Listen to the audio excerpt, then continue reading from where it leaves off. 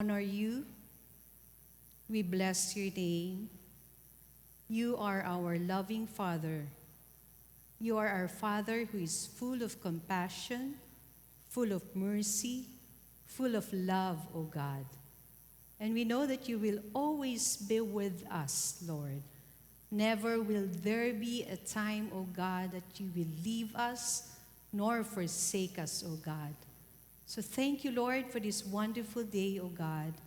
Lord, this is a day of encouragement once again for all of us women. This is a day of digging deep into your word. This is a day of drawing strength from you again, O Lord. And Lord, let every minute, let every second, O Lord God, be used for your glory, for it is all about you. It's all about your goodness, your kindness, your faithfulness. So Lord, I pray for your vessel. I pray, O God, that you would just anoint me. For apart from you, I can do nothing. I am nothing, O God. So Lord, may you speak through me, O Lord. Speak words of encouragement. Speak words of comfort, O Lord. And I pray that you will bless every heart today. Lord, that even before they leave this place, O Lord, they will truly bring with them your presence. They will truly leave this place with a heart that has been strengthened, empowered by your Spirit. For everything that you will accomplish in our midst, to you alone be the glory, the praises, and thanks. In Jesus' name, amen and amen. We may now be seated. Tonight is my last lesson on the book study of Unmet Expectations, Reshaping Our Thinking on Disappointments, Trials, and Delays by Lisa Hughes. For the past lessons that I shared, I not only used or got insights from the book, I also did my part. I also did my own research, preparation, and insights that I'd like to share with you. My heart's desire this afternoon, I just want to encourage all of you ladies through the power of the Word of God. Are you enrolled in the School of Waiting? Just like Korea. No? For 265 days, she was enrolled in the School of Waiting. I too am enrolled in the School of Waiting. And there are times, all of us, there are times in the lives of all believers when the Lord lovingly, I just want to emphasize on that word, lovingly. Because we feel what? We don't want waiting. Or we don't want to enroll ourselves in the waiting room. Because we're so restless. No? We're always on the go. We want to do something. We want to always go ahead of God. But sometimes God puts us in a place, in the waiting room. How many here are waiting? Maybe for some of you. How many here are singles? Raise your hands. Uy. Dami ba tayong singles? Mga available pa? Yes. Perhaps for the singles here, there's the waiting of a single person to see if God has marriage in store for her. Di ba? Diba? But maybe for some, the Lord already spoke to them, and the Lord told me, don't pray for a husband. I am your everything. Amen? So for the singles here, keep on waiting. Okay. For the childless couple, I know there are some here, some mothers who are longing to have a child. There's the waiting of a childless couple who desperately wants to start a family, but day after day, week after week, their prayers goes unanswered. There's the waiting of someone who longs to have a work. How many here are jobless? Okay, maybe you're longing to have a good job. Okay? You long to have a work that's meaningful and significant and it seems to matter, but it doesn't happen. Okay. There's the waiting of a spouse that's trapped in a hurting marriage. There are many Christian marriages right now that are under attack. So there's the waiting of a hurting spouse that's trapped in a hurting marriage that seems unable to change. Perhaps it feels like you've been waiting forever for something. No? Niabot na lang kang senior, sige pa Jude, wait. No? O si Sister Digna, nag-raise na hand. You're waiting for a lifetime partner? Don't lose hope. The Bible, in fact, Sister Joffe already quoted many scriptures about waiting on the Lord. The Bible is filled with examples of people. Don't worry, Sister Digna, you're not alone. Because the Bible speaks of examples of people who had to wait for God's timing. Who had to wait for God's timing. So all of us are enrolled in the school or in the classroom of waiting. But let's find out. Let me give you some examples in the Bible. Abraham and Sarah had to wait how many years? 25 years for their promised son, Isaac, to be born. Moses had to wait how many years? 40 years before leading the nation of Israel out of Egyptian captivity. David had to wait for about 15 years between being anointed by Samuel as Israel's next king, and taking his rightful place on the throne. Noah waited for how many years? Are you still willing to wait, Sister Digna? Noah waited for 120 years while building the ark. How many years did we wait for building the center? No. Noah waited for 120 years while building the ark. People mocked him, but he remained trusting God's warning of the coming flood. How about the Israelites? The Israelites, they were exiled in Babylon, for 70 years as a result of their disobedience. They longed and prayed for a return to their homeland. How about you? What is it that you are earnestly waiting on God to do for you? While we may heartily acknowledge that all things, yes, we believe in that, Romans 8:28, all things work together for good for our own lives. The means that He uses often leaves us perplexed as we try to make a sense of what God is doing. The means or methods God uses might vary. No? Lahi, Jude, no? Ang atong reason for waiting, even the trials that we're encountering. But there's one thing that do not change.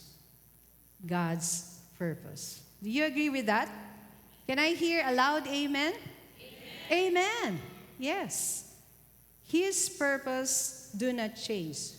Always and always. And what is the purpose of God? Always and always, His purpose is always for our own good. Can you say to your seatmate, God's purpose is for your own good?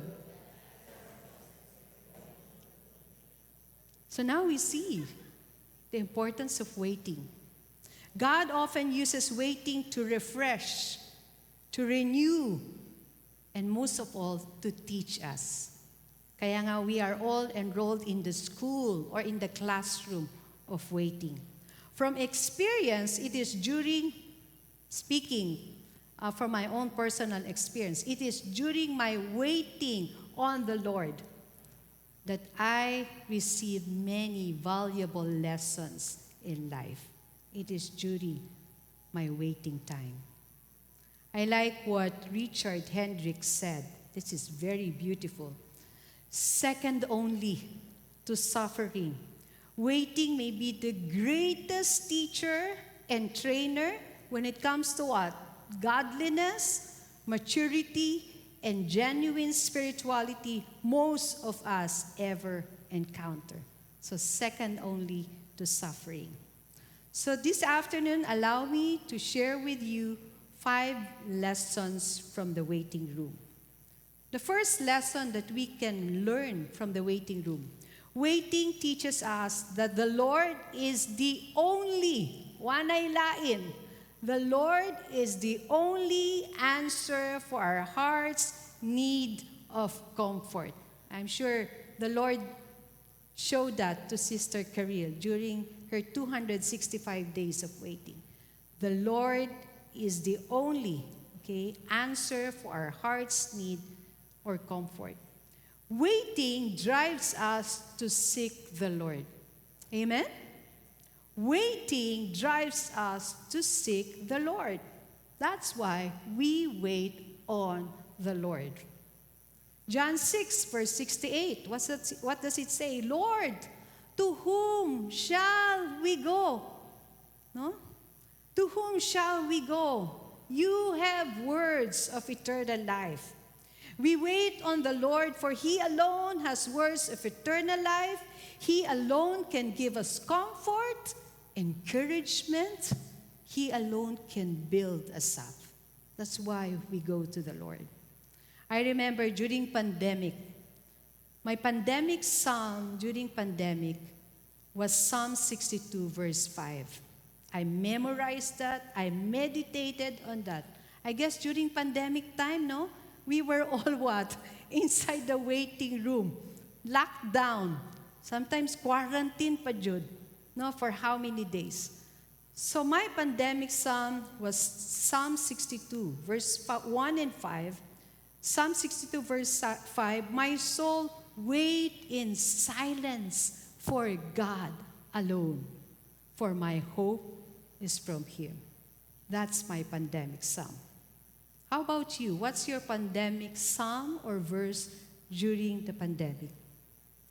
To actively wait on God is to continually seek Him, to continually long for Him, to long for His presence, to long for His peace that surpasses all understanding, trusting God's timing in all things. The reference to waiting is found, you know how many instances in the Bible? The reference to waiting is found in 116 instances within the Bible. We see throughout the scriptures the command to wait on the Lord. When we wait on God, we connect ourselves to God, who alone can renew our strength. One of my favorite passages in the book of Isaiah 40, verse 30 to 31. Though youths grow weary and tired, and vigorous young men stumble badly.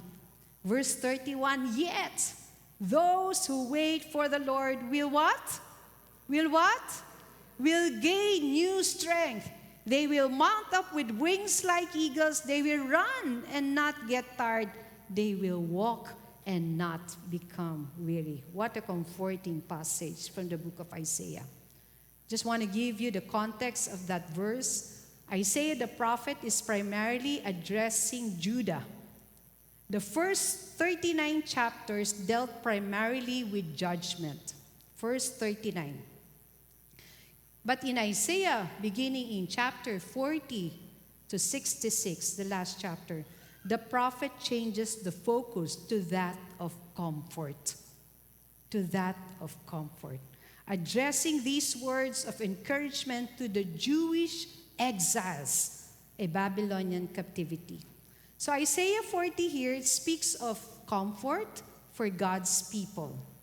And so God, who sees the beginning from the end, has used the prophet Isaiah to utter words that he knows will bring comfort to the Jews in captivity.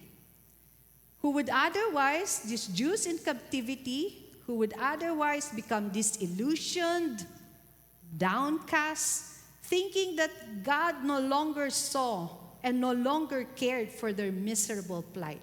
No, sometimes we have that thinking.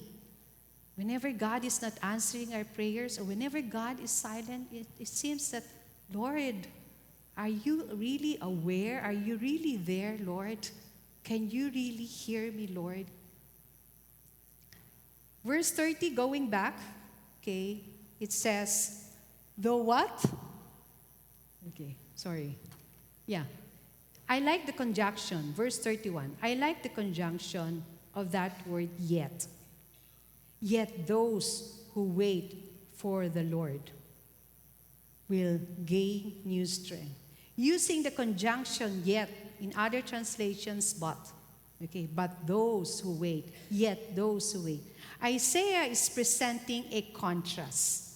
Because in verse 30, you find the word youth. Diba? The youth, the vigorous young men. So here in verse 31, Isaiah is showing a contrast between the youth, the vigorous young men, because here in this text, Isaiah is referring to those men and women who wait on God.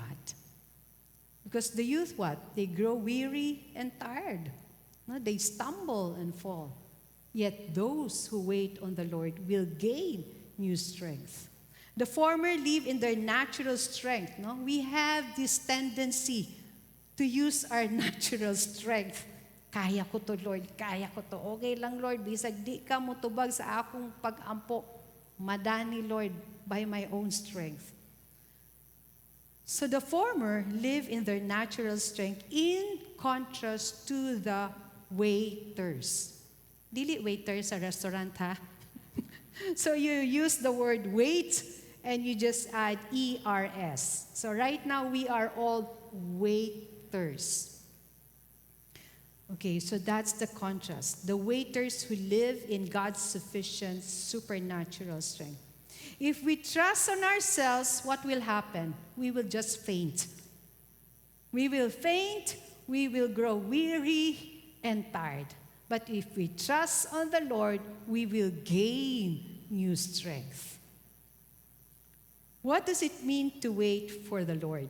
What does it mean to wait for the Lord? It means to properly, to twist, to stretch, wound up, waiting, remaining tied to its expectation, waiting that stays personally involved. I like that phrase, personally involved. Usually, and I like this phrase, with positive tension that strains the mind in a certain direction in an expectant attitude.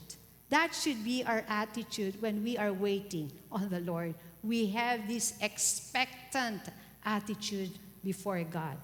I like what Warren Wiersbe said in his book, Be Comforted. The word wait does not suggest that we sit around and do nothing. It means what? It means what? To hope. To look to God for all that we need. This involves meditating on His character, on His promises, praying, and seeking to glorify Him. So, ganda nung definition ni Warren Wiersbe, no? When we wait on the Lord, hindi naman ibig sabihin wala kang gagawin. No? You just sit and do nothing. But even in our waiting, we have this hope. It means to look or to hope or to look to God for all that we need.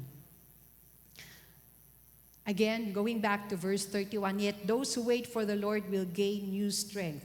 What happens when you wait on the Lord? They will mount up with wings like eagles. They will run and not get tired. They will walk and not become weary. Isaiah used an image, the image of an eagle. And eagles are known for their what? For their strength, for their size, for their speed. No? For their speed. For their keenness of vision and powers of flight. The psalmist writes, even, in fact, in Psalm 103, verse 5, it's not there, so you can just write it down. The psalmist writes that God satisfies your years with good things so that your youth is renewed like an eagle. So that your youth, okay, is renewed like the eagle. That's my desire for all of us. That as we leave this place, our strength will be renewed like an eagle. Here's an interesting illustration by Sir Humphrey Davy on eagles. Two parent eagles were teaching their offspring. So that means two young birds. Okay, so we have these two parent eagles teaching their offspring, two young birds, the maneuvers of flight. They began by rising from the top of the mountain in the eye of the sun.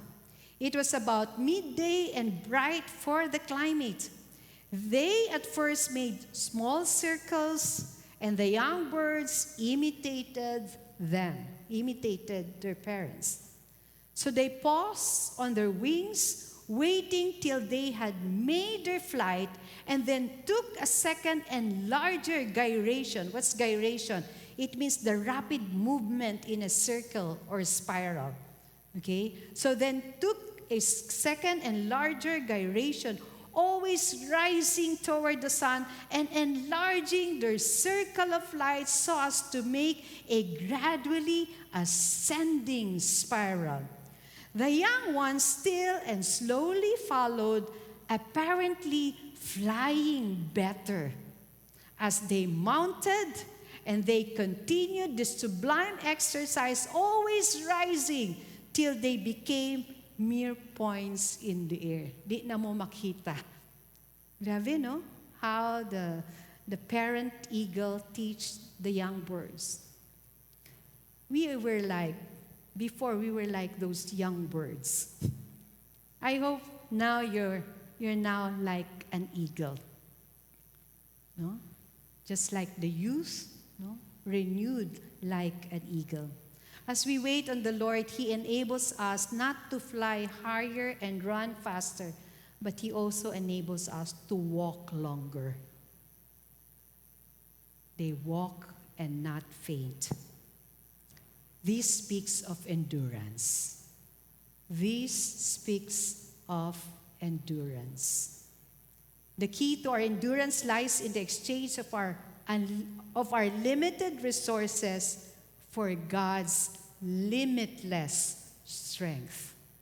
Man's strength is limited, but God's strength is limitless. Amen? Only power, only strength, it's limited. It's unlimited or limitless strength. That's why we can say we can rise above the storm when we wait on the Lord, not because of our strength, but because of God's limitless strength. Amen?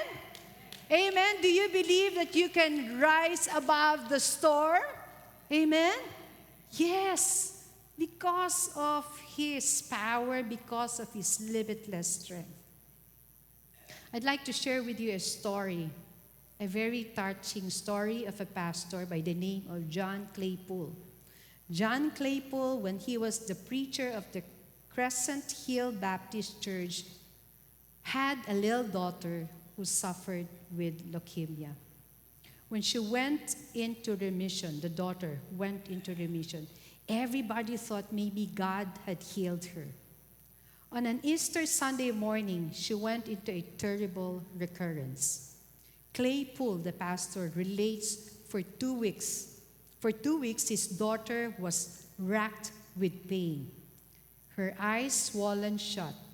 She asked him, so the daughter asked the dad, the pastor, "Daddy, did you talk to God about my leukemia?"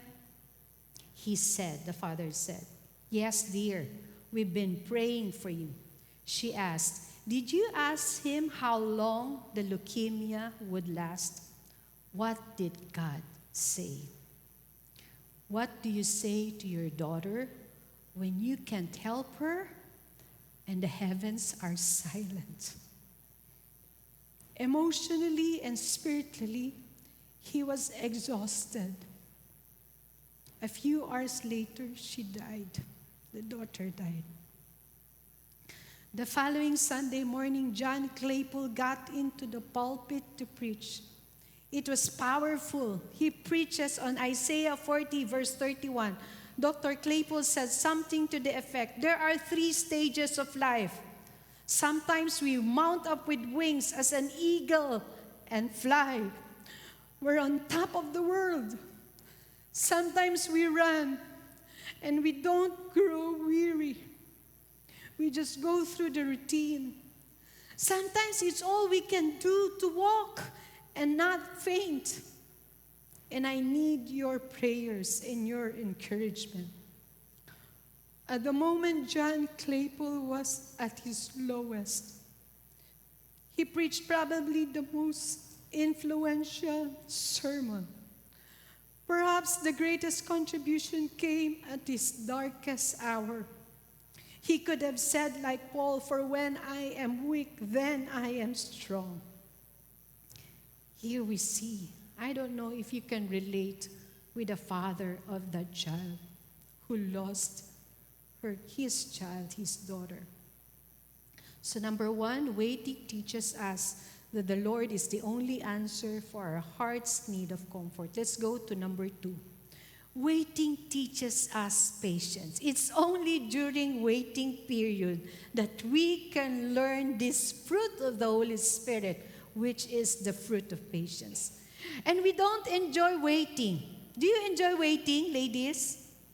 Ay, mag-wait na sad ko, Lord. Kalami, mag-wait. Do you enjoy waiting?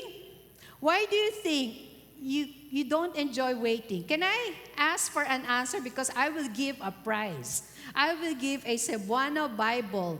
Okay, April, prepare the Cebuano Bible. Okay, the first to come here in front. Pas. Why do you think you don't enjoy waiting? Can I ask anyone? Ayun yun ang Cebuano Bible. Go. Come on, sister. Okay. Why? I'm sorry? Bored. Oh, that's not the answer I want you to give, but I'll still give you one. Okay? So you'll still receive. I want to have an answer. What is it? Sister. Sorry I didn't get your name, Karina. What's your name? Delia. Why do you think you don't enjoy waiting? It's painful? Okay, I'll give you a Bible for that, but that's not the answer. Okay. We don't enjoy waiting. Why? Ba't hindi mo sinagot, sister? Dahil narinig kita, bigyan mo siyang Bible.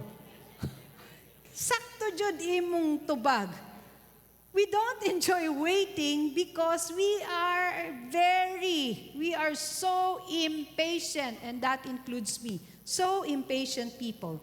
More often than not, our patience is greatly tested when we're driving our cars. So how many here know how to drive their cars? Raise your hands. Magpakatotoo tayo.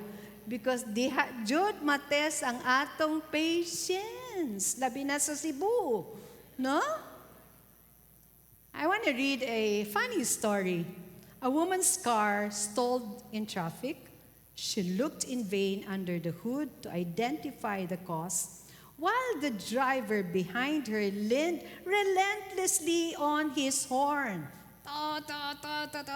Okay, finally, she had enough. Enough is enough. Okay, finally, she had enough. She walked back to his car and offered sweetly, "I don't know what's the matter with my car.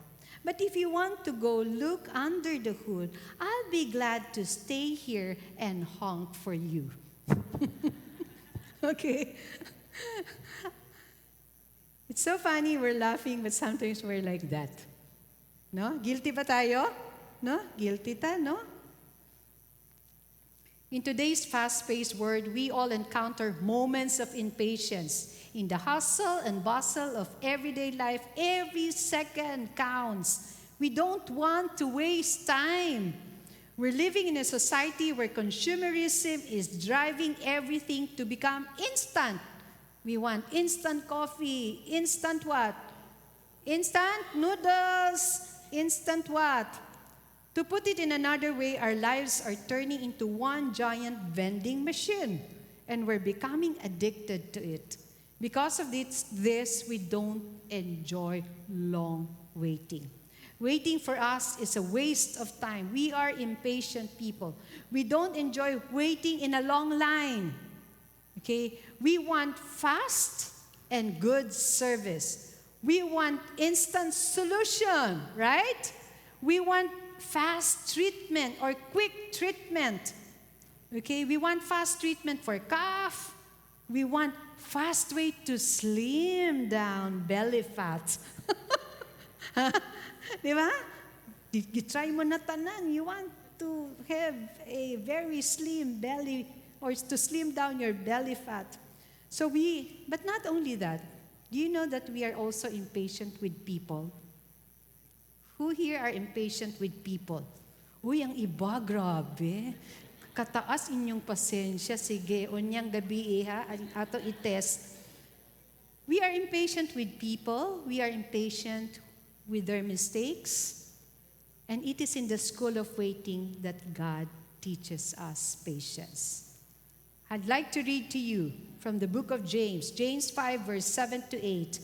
Therefore be patient, brothers and sisters, until the coming of the Lord. The farmer waits for the precious produce of the soil, being patient about it until it gets the early and late rains. If you too be patient, strengthen your hearts, for the coming of the Lord is near.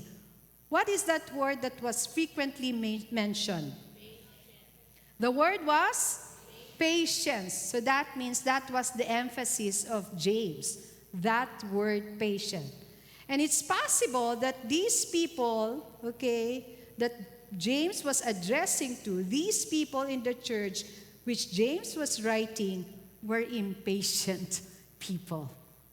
They were impatient. Allow me to give a brief context of that verse. James speaks to the Jewish Christians. And what was the condition of these Jewish Christians?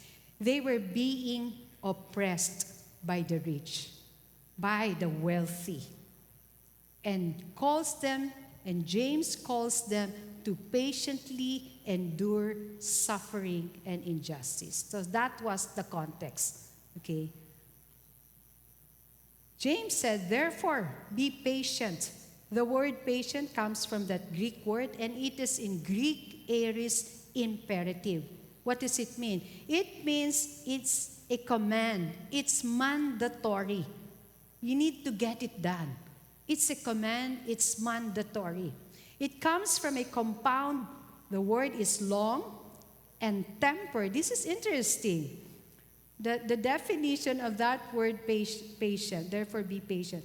The idea is to set the timer of one's temper for a long run.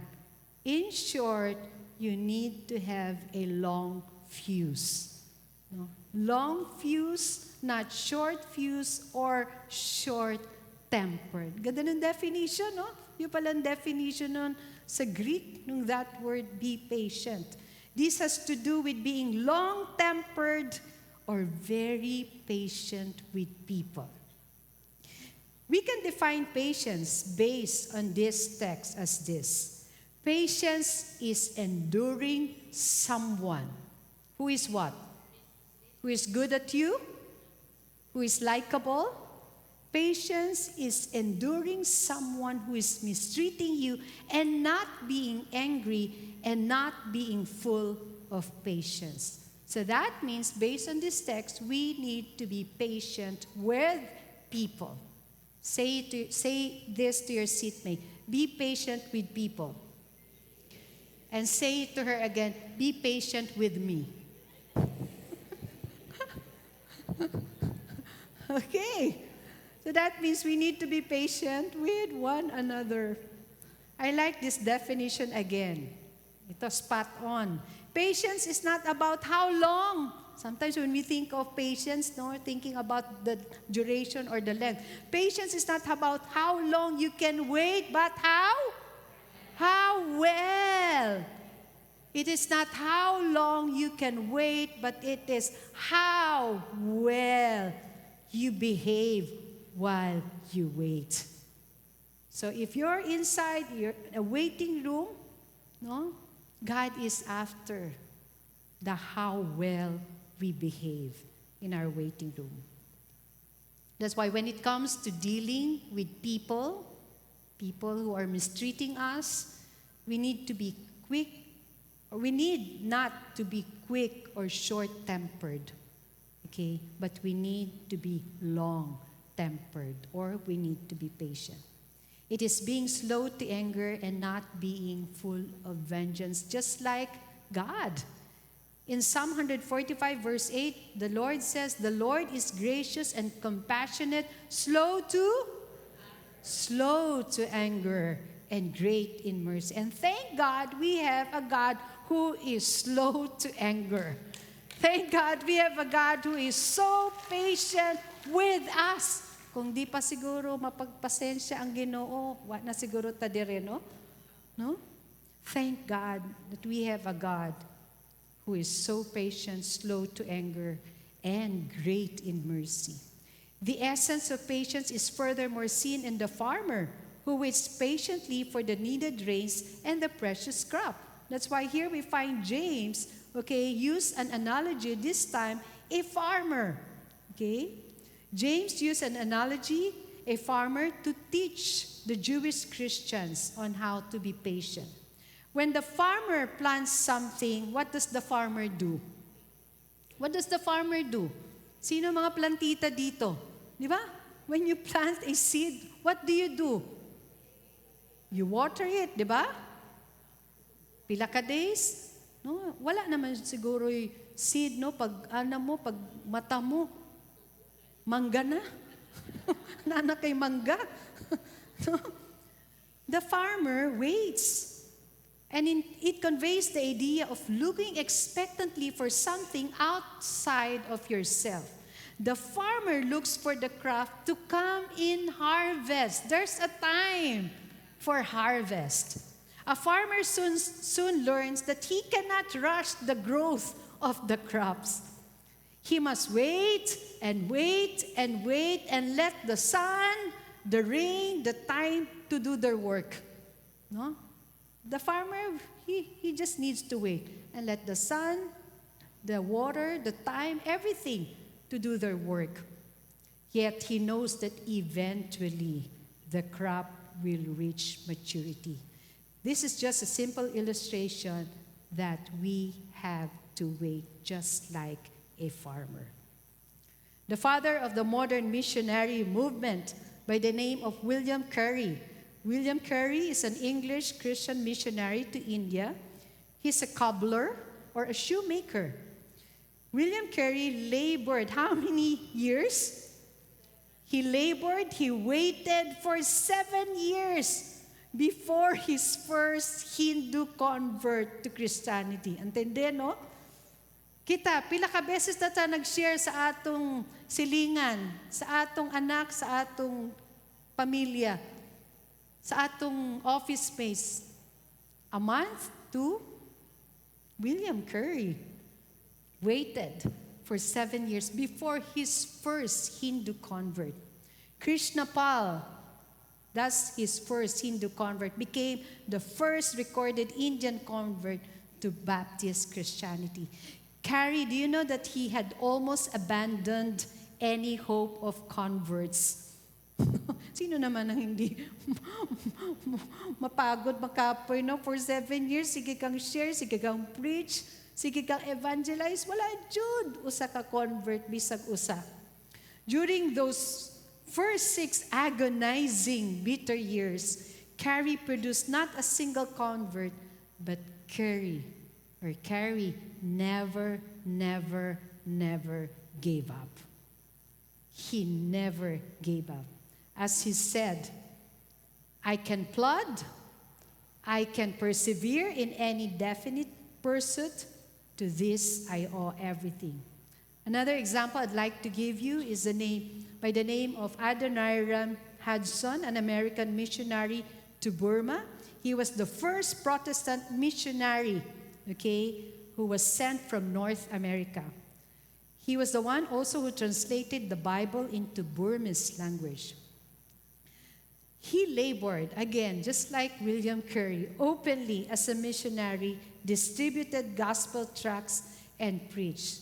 And after 6 years, after 6 years of hard sowing, just like William Carey, here's his first Burmese convert by the name of Mong Nao. Okay? So after 6 years of hard sowing, how long are we to wait? Going back to James, it says, therefore be patient, brothers and sisters, until the coming of the Lord. Tindi, no? Are you still willing to wait? You too be patient, according to James. Strengthen your hearts, for the coming of the Lord is near. Again, the phrase coming of the Lord was mentioned twice. That means that was the emphasis of James. James mentioned second coming, or the coming of the Lord, twice here. James wants the Jews to look ahead to the Lord's coming, to anticipate the Lord's coming. And we know that we're not going to be here forever. You want to be here forever? Huh? Forever young? We won't be here forever. We know that we're going to be in a better place. Amen? We know we're going to be in a better place with God. In fact, a perfect place with God. But as we wait, we should know that every believer should be patient and stand firm because the Lord's coming is near. We need to live in the light of Christ's return. Okay? Living in the light of Christ's return helps us to be hopeful. Helps us to be hopeful instead of being discouraged, especially when you're going through trials. Wait on the Lord and He will see you through. Wait on the Lord. The third thing that God teaches us, or the third lesson, waiting teaches us courage. David said it so well in Psalm 27 verse 14. Wait for the Lord, be strong, and let your heart take courage. Let your heart take courage. Yes, wait for the Lord. I'm thankful to God that Sister Joffe already gave us the background for this psalm. I don't have to repeat it again. But this is a psalm of David. Being pursued by his enemies, he was out of the temple, okay, and this was his psalm. It takes courage to wait with a quieted, trusting heart for the Lord's rescue. Consider the language David used in these verses. Wait, be strong. Okay, wait, be strong. Take courage, wait. How do we gain that strong, courageous spirit just like David? While waiting, we trust in the Lord's goodness. That's how to do it. And that's where God teaches us courage during our waiting period. While waiting, we trust in the Lord's goodness. And while waiting, we remember. We meditate on God's character. And by remembering on God's character, it will strengthen us to wait well. That is the way to wait well. Focus on God. Focus on the bigness of God. Focus on the greatness of God. Focus on the power of God. David proclaimed God's character. In verse 1, David said, the Lord, what? The Lord is my light and my salvation. Whom shall I fear? The Lord is the defense of my life. Whom shall I dread? David could wait with courage because David knows God intimately. He has a personal relationship with God. That's why David can say, the Lord is my light. The Lord is my salvation, the defense of my life.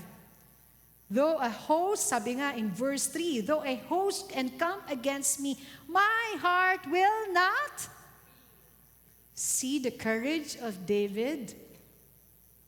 My heart will not fear. Though war rise against me, in spite of it, see the confidence of David?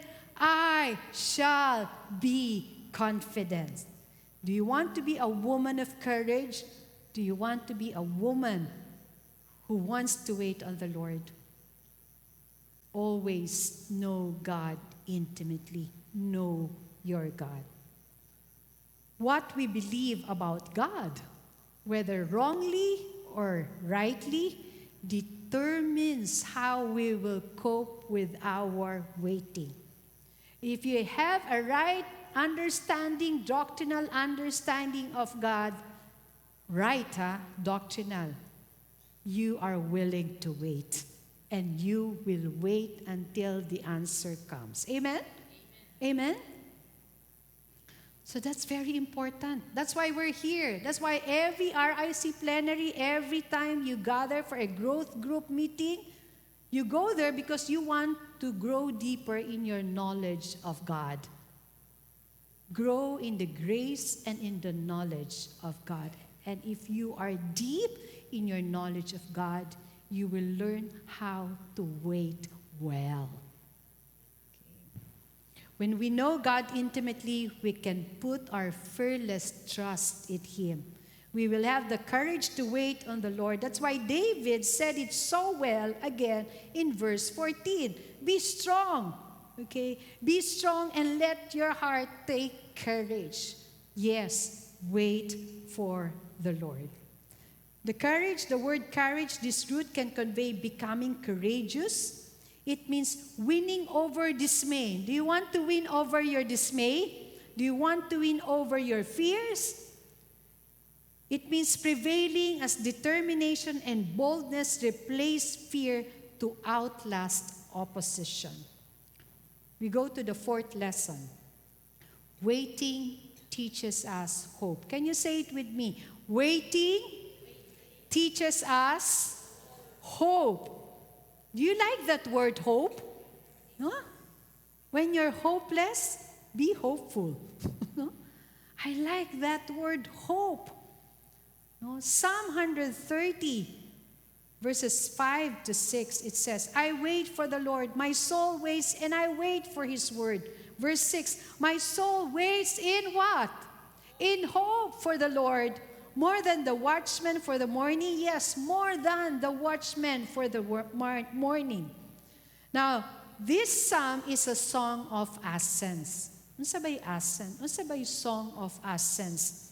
That means this is a psalm that were sung, okay? As they go up the hill, going to Mount Zion, going to the temple in Jerusalem, this is their song of ascents, okay? So they sing this song. This song was sung by Jewish pilgrims as they made their way to Jerusalem. And if you've been to Jerusalem, no, very hilly. No, how many here have been to Jerusalem? No, to Israel. No? Paakyat ng Jerusalem. Talagang hihingaling ka kasi hilly siya. Okay. So as pilgrims ascended to the holy city for the Jewish festivals, they would sing the psalms. Now, the context here, the psalm is about putting our hope to the Lord's forgiving love. The context of this psalm is putting our hope to the Lord's forgiving love. So it is marking the impatience. No? It is marking the impatience of an agitated soul. A sufferer waiting for relief, a contrite sinner for forgiveness. That's why, once again, it says here, I wait for the Lord, my soul waits in hope for the Lord. The Hebrew expresses, when it says wait, it means I have been waiting and I still wait. Okay? I have been waiting and I still wait. And the word wait here, or waits, it means conviction-driven waiting. Intensely long literally implies waiting with great eagerness and expectation. The waiting implies the expectant attitude of faith and of hope. Now, it says here, my soul waits for the Lord more than the what? More than the watchman for the morning. Yes, more than the what? More than the watchman for the morning. Again, twice mentioned, emphasis again on that word watchman. Waiting in hope was likened to a watchman waiting for the sun to come up. Okay? In biblical times, watchmen, or the Hebrew word for that was shamar, vigilantly guarded the city. A watchman guard proactively. No? So they're guards, no? They guard proactively. They watched for their enemies who might attack at night, and they waited for the sun to come up. So they're all there just waiting for the sun to come up. And as a watchman, you have to be alert. You have to be vigilant, alert, obedient, ready to respond when needed. When called upon, they spring into action. But on the other hand, watchmen didn't make things happen. They didn't control the rising of the sun, right? They're just there to wait for the sun to come up. No? They're just there to wait for the sun to come up. They couldn't speed up the process of the dawning of a new day. A watchman knew the difference between his job and God's job. For the sun to rise, that's not your job. That's God's job.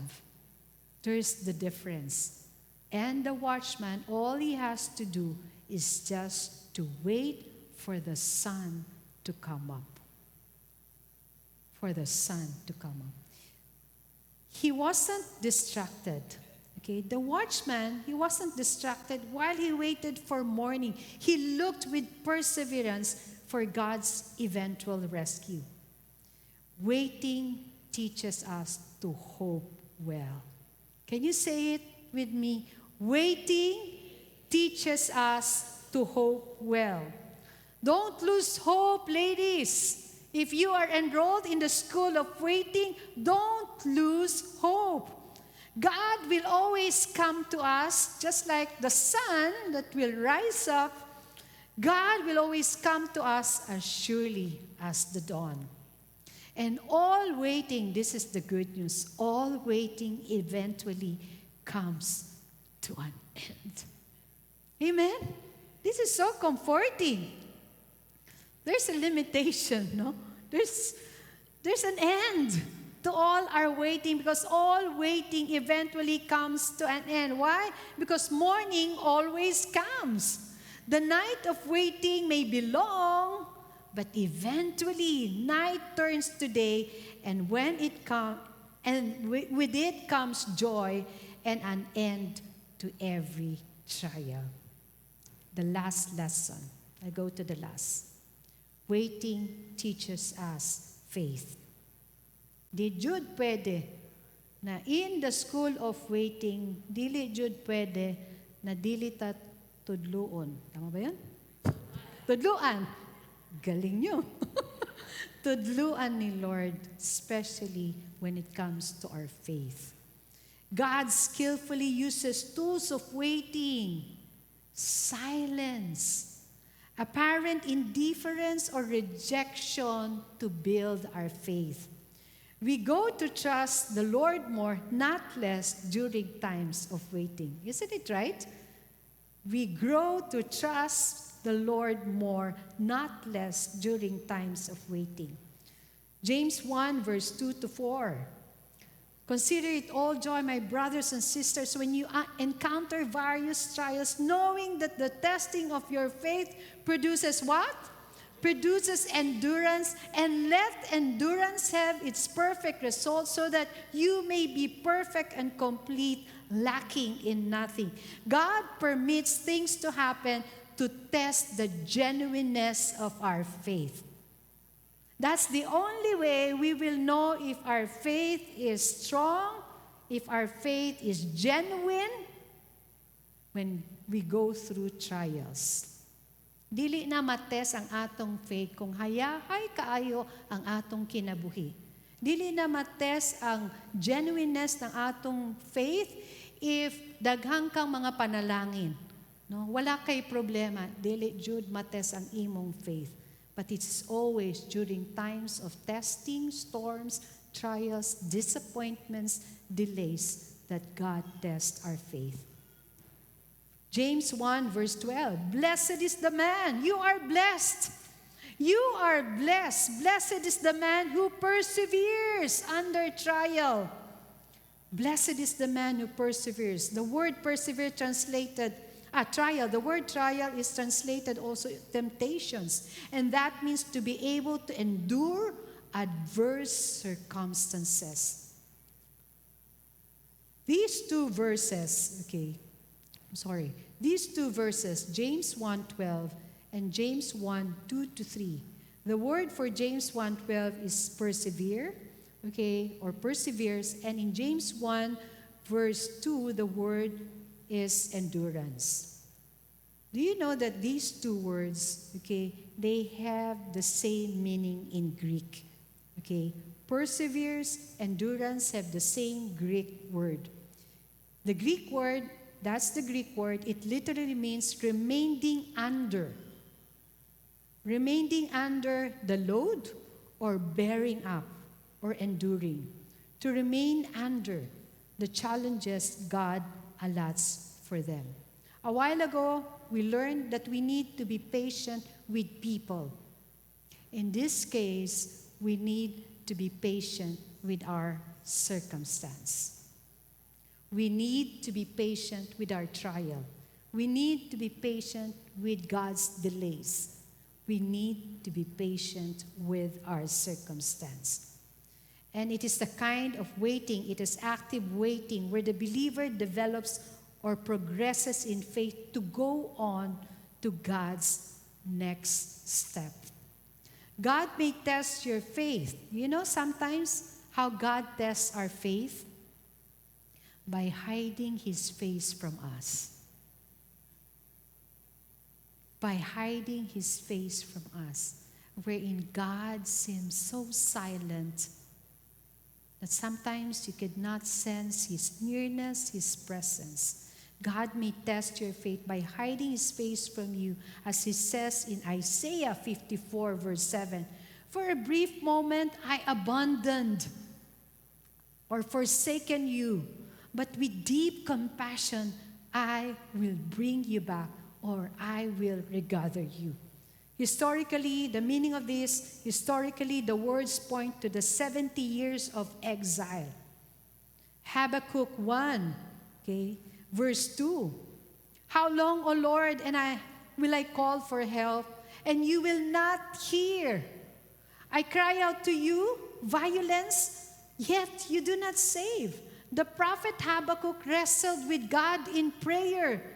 The prophet Habakkuk was so frustrated in God's silence with the Babylon's brutal mistreatment of the southern kingdom of Judah. The idea here, why isn't God answering? The implication is that Habakkuk had been repeatedly calling out to God for his help, and so far without apparent divine response. Here we find that the prophet Habakkuk is impatient. Just like Habakkuk, we too are impatient. But does this not describe all of God's children from time to time? We are in distress, we cry out, and yet walay tubag ang Ginoo. In Psalm 13, verse 1-2, a psalm of David, we find David who was troubled, repeatedly asking God, how long, O Lord, how long? How long, O Lord, will you forget me forever? How long will you hide your face from me? How long will you hide your face from me? How long am I to feel anxious in my soul, with grief in my heart all the day? How long will my enemy be exalted over me? Have there been times, or have there even been times in your life when you have found yourself asking God, how long, O Lord? Unsa kadugay, Lord? How long, O Lord? How long will these difficulties and problems last? How long will I have these financial difficulties, Lord? How long will these health issues persist? How long will I struggle with this bondage? How long will it take me to get over the loss? The loss of a child, the loss of a loved one. If we only knew the length, kung makahibaw lang ta, no?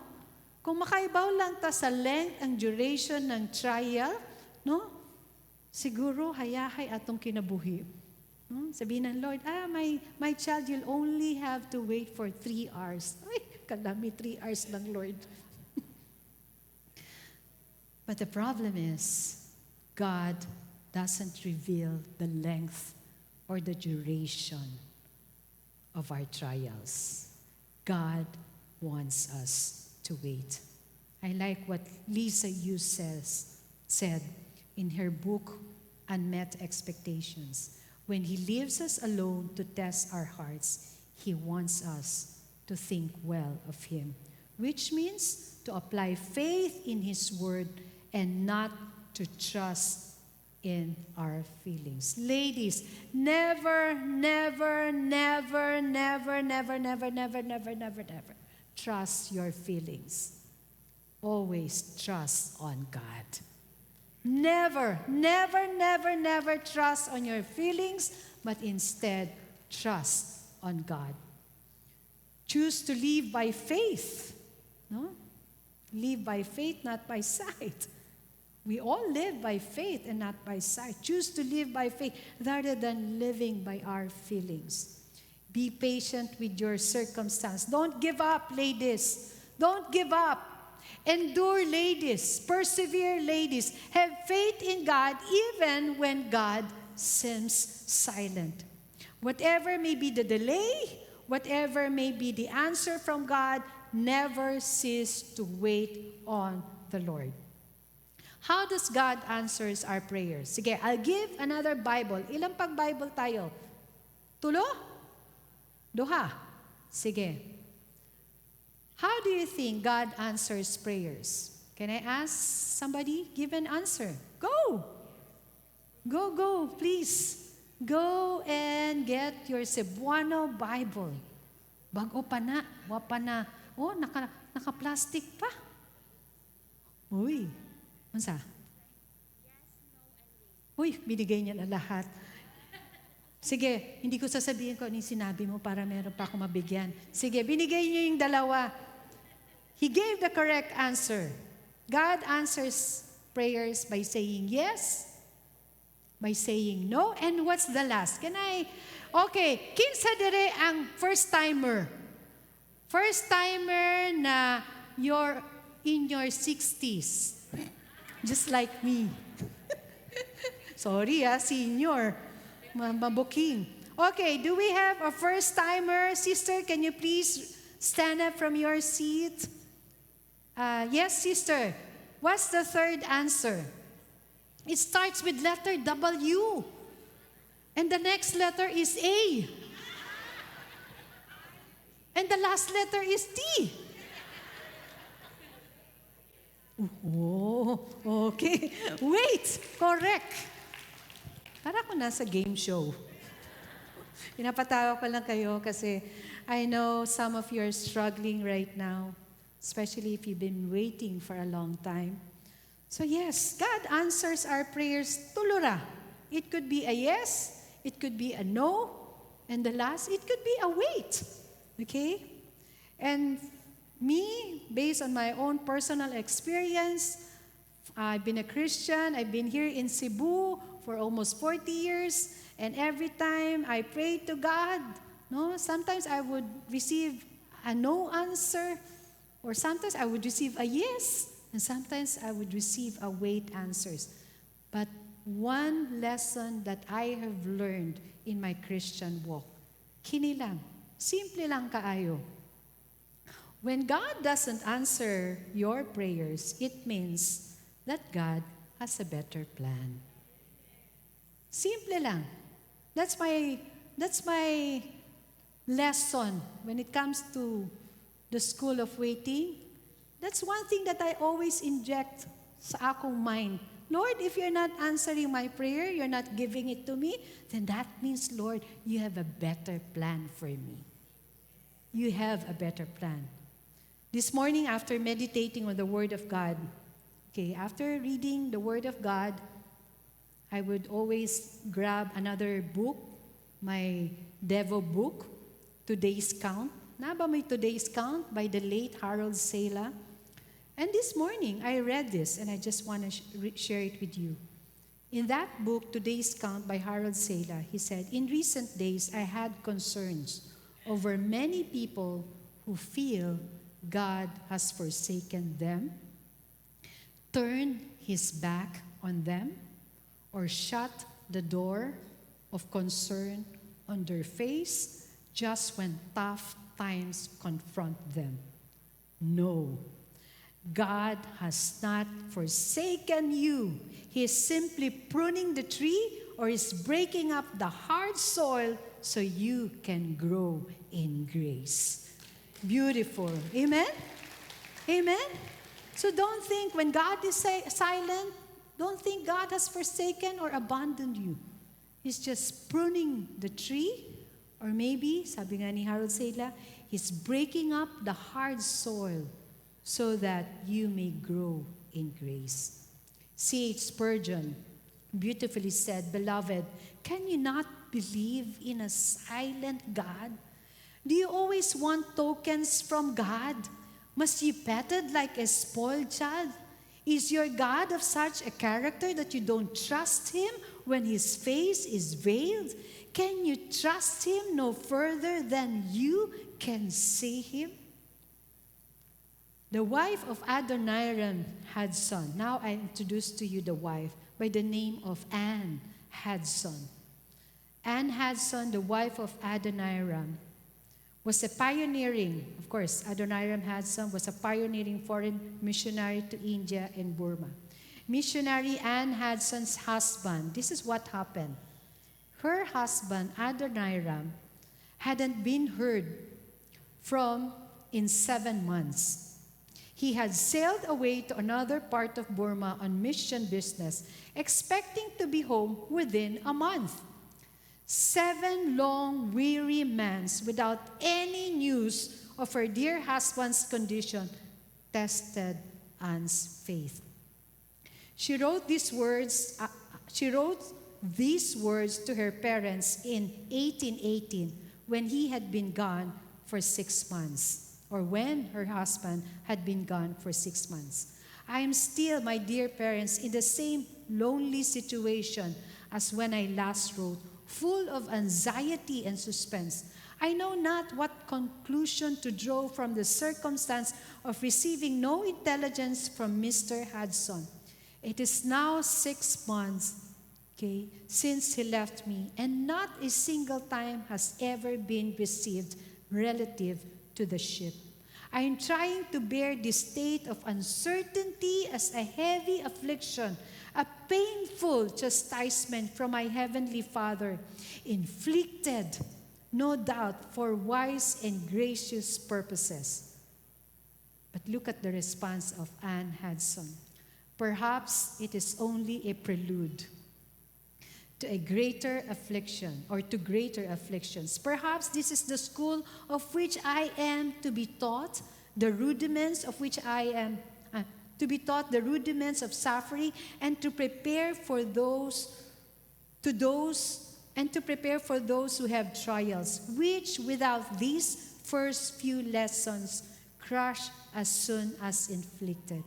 I feel, however, a dreadful conflict sometimes, inclined to complain, no?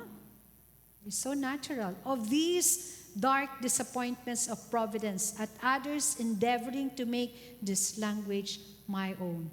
Though he slay me, yet I will trust him." And these words came from a man who had suffered, or who had been through a lot, a man by the name of Job. Job 13, verse 15. "Though he slay me, yet I will trust him." Waiting for God is not easy. It's not easy. Amen? Sabi nga ni Sister Karil kanina, it's not easy. But God is worth waiting for. Amen? It's not easy, yes, but God is worth waiting for. One thing you should recall or remember, one thing you should remember in your waiting period, God is working in our waiting. God is working in our waiting. God is working behind the scenes. God is orchestrating, aligning everything for our own good. We may not see it clearly, but we know that God, our God, is in full control. That our God, He is the sovereign God, that He allows, permits things to happen always for our own good. Amen? Give the Lord a big hand. God is worth waiting for. Do you find it difficult to wait? If you find it difficult to wait, let me give you a go-to verse. This is my go-to verse. Be still and know that I am God. Psalm 46, verse 10. What does it mean to be still? It means to cease striving. To cease striving. It means to rest on God, to trust God. It means to trust Him and Him alone, to rest on God. Do you know that waiting is good for you? Waiting is good for me. Waiting is good for all of us because we find it in Lamentations 3:25 to 26. The Lord is good to those who await Him, to the person who seeks Him. It is good that He waits silently. See?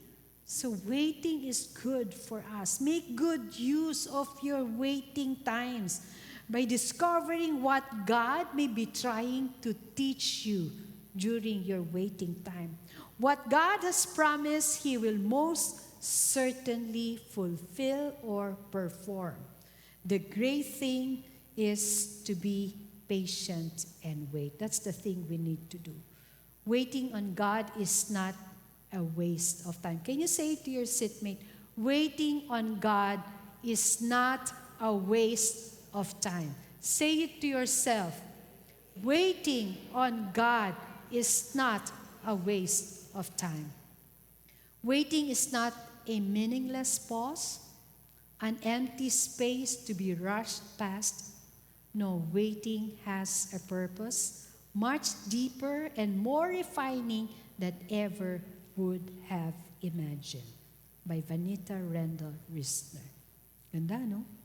It's not just a meaningless pause. That's why God always has a purpose. So let's recap and summarize 5 things that we can learn. Actually, these are just 5 things. I'm sure there are more than 5, no? These are just 5 things we can learn from the school of waiting. Number 1, waiting teaches us that the Lord is the only answer for our heart's need of comfort. Number 2, waiting teaches us patience. Waiting teaches us courage. Waiting teaches us hope. And the last thing, waiting teaches us faith. Know these ladies that God is always working in our waiting. Wait on the Lord. Be strong. Take courage. Wait on the Lord. Let's pause for a few moments and let's have a time for personal reflection. Here's a question. It says, how have you seen your patience, hope, faith, and endurance strengthened because the Lord allowed you to experience unmet expectations?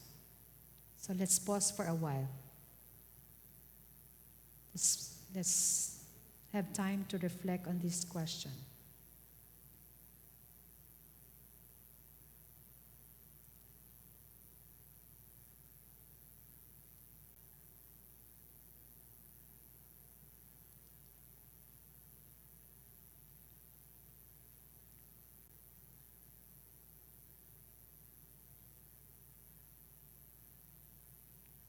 Next question.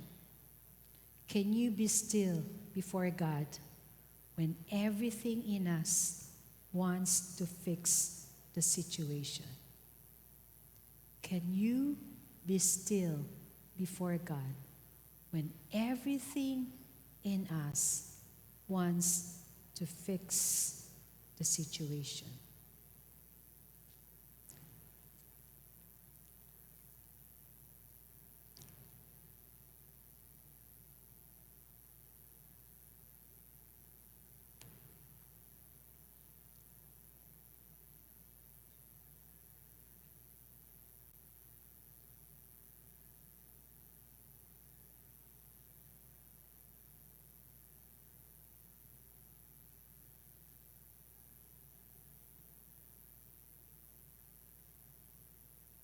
Our Heavenly Father, we are so, so grateful for the many words of comfort that you've given us this afternoon. Thank you for teaching us, Lord, to wait. Thank you, Lord, for giving us the patience to wait. Thank you for giving us that hope to look to you and to wait on you. Father, we pray. We pray for grace. We pray for strength, for we are weak, O Lord. We pray for perseverance, O Lord. We pray for endurance, O God. We pray, O God, that you will be with us, O Lord, most especially during times when we are going through tough times. Most especially, Lord, when at times, Lord, you seem so silent, Lord, that we couldn't even hear a word from you, O Lord. Lord, cause our strength to be renewed like an eagle, O Lord. Lord, that we can rise above the storm, that we will mount up like wings of an eagle, that we shall run and not become weary. We shall walk and not faint because you are our strength. Lord, I pray for my dear sisters here right now. There are some of us here, may have been waiting for something from God. Some of us here, you may have been waiting for an answer to your prayer. Maybe for some of us here, you're waiting for God to heal you. I remember my sister who is physically disabled for the past 2 decades. And her testimony, one of her realizations is, I did not receive healing, but I met the healer. I did not receive healing, but I met the healer. If you're that person, can I ask you to please stand up from your seats? And I'd like to pray for you. If you are waiting for something, can you please stand and we'll pray for you?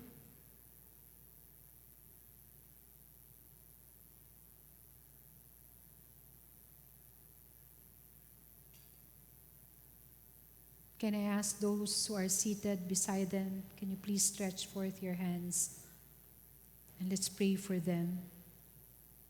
Lord, you see these women, O God, who stood up by faith, who just wants to surrender everything into your hands, laying before your feet, O God. Things that they desire in their hearts, things that they desire for their family, things that they desire for their job, things that they desire for their children. Lord, I pray in your perfect time, Lord, you answer their prayers. Because I know, Lord, that God makes all things beautiful in His time. But Lord, if they need to wait longer, Lord, I pray, Lord, give them the faith, give them the courage. Lord, help them to draw strength from you, to seek you. Help them to grow in their knowledge of you Help them to know your promises contained in the Bible, O God. Lord, I pray that you will build them up, O Lord. Strengthen them. Establish their faith, O Lord. I pray that they will not lose hope, O Lord, that they will be hopeful, that they may put their hope in you. We ask this in Jesus' name. Amen. Amen. Thank you, sisters.